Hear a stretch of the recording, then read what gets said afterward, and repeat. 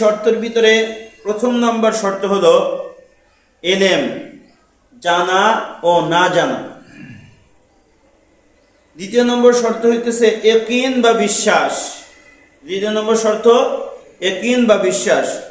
তৃতীয় নম্বর শর্ত সত্যতা বা সত্য পরায়ণ বান্দা হওয়া। চতুর্থ নম্বর শর্ত হইতেছে অনুগত, আল্লাহ তাআলা এবং তার রাসূলের অনুগত্য করা। পঞ্চম নম্বর শর্ত হইতেছে ইখলাস বা একনিষ্ঠতা, আল্লাহ তাআলাকে বা আল্লাহ তাআলার বিধিবিধানকে এককভাবেই মেনে নেওয়া। এরপরে ষষ্ঠ নম্বর শর্ত হইতেছে ভালোবাসা বা মুহাব্বত, আল্লাহ তাআলার দ্বীনের প্রতি মুহাব্বত, ভালোবাসা, নামাজের প্রতি আজমত, মুহাব্বত, ভালোবাসা, এগুলো থাকতে হবে। নাম্বার 7 কবুল বা গ্রহণ।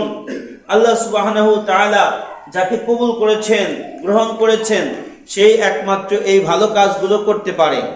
যাকে আল্লাহ কবুল করে নাই, তার তকদিরে ভালো কাজ করা নসিব হয় না।